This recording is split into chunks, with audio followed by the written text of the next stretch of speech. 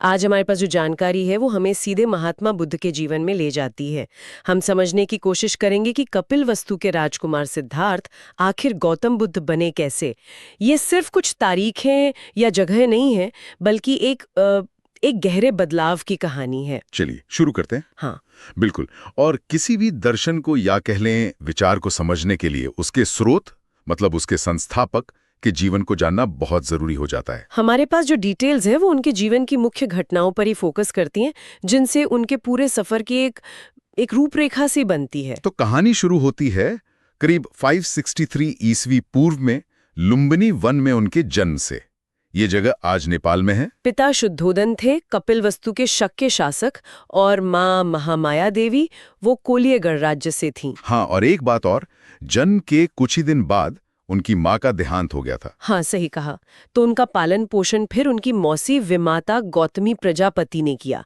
बचपन का नाम तो सिद्धार्थ था। और ये जानना अहम है कि वो एक राजसीय माहौल में पले बढ़े, क्योंकि इसी वजह से बाद में जब उन्होंने घर छोड़ा, जिसे महाभिनिष्क्रमण कहते हैं, मतलब वो महान त्याग, उसका महत्व और बढ़ जाता है। अच्छा, हाँ, ये तो है। सिर्फ 16 साल की उम्र में उनकी शादी भी हो गई थी यशोधरा से, और उनका एक बेटा भी था, राहुल। जी हाँ, और ये सब सांसारिक सुख और बंधन ही थे। तो इन सब से निकलकर सत्य की खोज में जाना, मतलब ये फैसला आसान तो बिल्कुल नहीं रहा होगा। बिल्कुल। और फिर आया वो पल जब उन्होंने महल छोड़ा। कहते हैं उनका सारथी चन्ना और उनका प्रिय घोड़ा कंथक उनके साथ थे। ज्ञान की तलाश में वो सबसे पहले गुरु अलार कलाम के पास गए, पर वहां उन्हें वो नहीं मिला जो वो खोज रहे थे, शायद। हाँ, मतलब ऐसा कहा जाता है कि अलार कलाम ने उन्हें ध्यान की काफी ऊंची अवस्थाओं तक पहुंचाया, पर सिद्धार्थ को वो संतुष्टि नहीं मिली।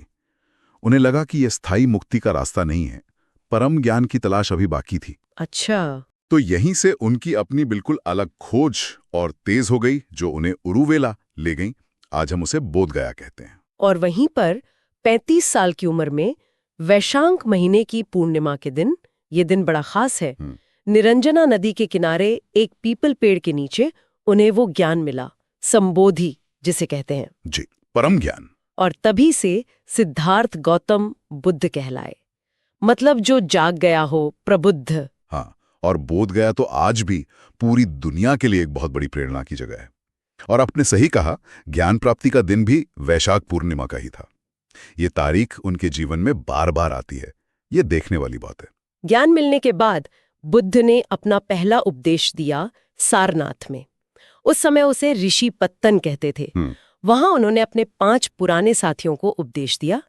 इसी को धर्म चक्र प्रवर्तन कहा जाता है। धर्म के पहिए का घूमना, एक तरह से उनके विचारों की शुरुआत। हाँ, और खास बात ये कि उन्होंने पाली भाषा में उपदेश दिया, जो आम लोगों की भाषा थी, संस्कृत में नहीं, ताकि सब समझ सकें। आनंद और उपाली जैसे शिष्य फिर उनसे जुड़ते चले गए। जी हाँ, और उनका संदेश बहुत तेजी से फैला भी, काशी, मगध, कोसल जैसे बड़े राज्यों में भी, और शाक्य, मल्ल जैसे छोटे गणराज्यों में भी। शायद इसकी एक वजह ये भी थी कि उनका दर्शन उस वक्त की जो जटिल पूजा पाठ या सामाजिक ऊंच नीच थी, उसके मुकाबले एक सीधा सरल रास्ता दिखाता था। सही बात है। और यही फैलाव बौद्ध धर्म की शुरुआती नींव बना। तो लगभग 45 साल तक उन्होंने उपदेश दिए, और फिर 80 वर्ष की आयु में 483 ईसा पूर्व में कुशीनगर में उनका निधन हुआ। इसे महापरिनिर्वाण कहा गया। और देखिए, संयोग कहिए या कुछ और, ये दिन भी वैशाख पूर्णिमा का ही था।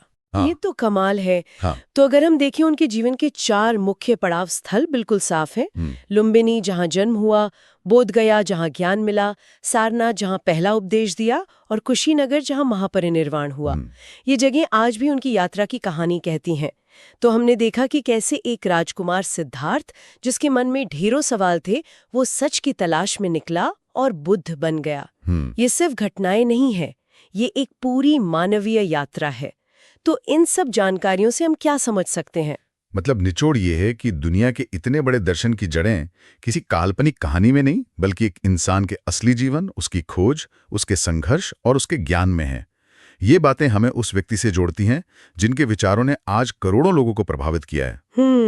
और यहाँ एक विचार शायद सोचने के लिए छोड़ा जा सकता है। हाँ। बुद्ध के जीवन की 3 सबसे अहम घटनाएं, जन्म, ज्ञान और महापरिनिर्वाण, तीनों का वैशाख पूर्णिमा को होना, क्या ये महज एक संयोग था या फिर इसका कोई गहरा सांकेतिक मतलब भी हो सकता है?